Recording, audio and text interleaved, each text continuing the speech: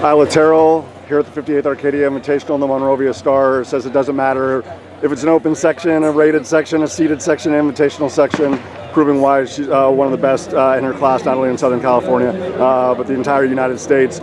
Just like at Arroyo, so much courage and so much ambition, said I'm just going to race against the best version of me, I'm going to race against the clock, whoever wants to come along for the ride, 4:54.91. As the second and third lap were unfolding, Isla, I was trying to ask myself, how is Isla feeling in this solo pursuit in comparison to what you tried to tackle that night at Arroyo? Did going through that experience just help you? I mean, you always race with courage and a fearless attitude, but like to give you the conviction that it's like that whether 10 people are around me or nobody's around me, that I can hold that pace. Yeah, at Meet of Champions, that race definitely gave me a lot of confidence for Arcadia. I came out, I felt really good. I was kind of nervous, but also excited to see what I could do. And I was just trying to go out and go for a good time today. To be able to have that level of consistency and just, we talk about how even during cross-country season, like when you were healthy and you were feeling good, and certainly it's been evident in track, that the floor and the ceiling are drastically different than what they were last year, and we're only on April 11th. Like, how much reassurance and optimism and enthusiasm does that give you that we're only midway through, you've already just completely shattered ceilings and barriers, and we still have a lot of opportunities where you're going to get to run against your Southern Section peers and not against a bunch of people from out of the state that you may only see once in your life. Like, just what has the stretch of March and the first part of April given you in terms of, again, like that excitement and that optimism for May?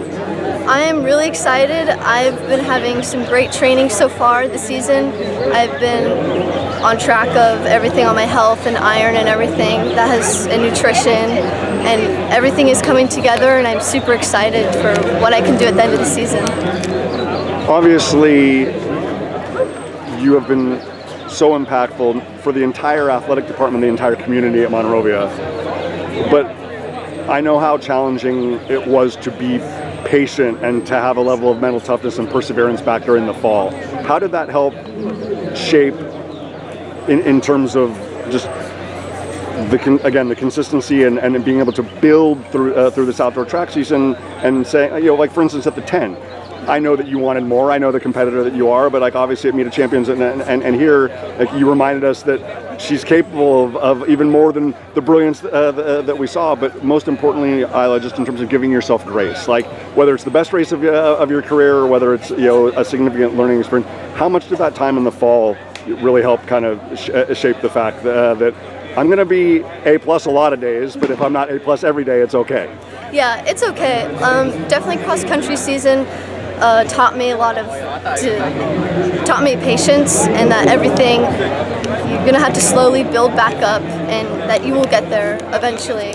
And even if you fall back down, you get up and you'll keep trying. That's what happened in cross-country, and I still ended up having a great cross-country season with all my teammates and coaches and parents supporting me and getting my health back, and yeah, it definitely gives me a lot of hope for the season.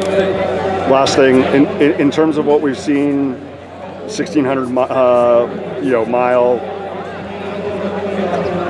what does that allow the mind to contemplate? And maybe it's even too early. Maybe this is a preemptive strike on my part in terms of how you want to kind of attack 800 opportunities, how you want to attack 1,600 and mile opportunities, and ultimately come to the place where you, coach, family, your entire support system feels the most comfortable in terms of what you want to do in May in the postseason.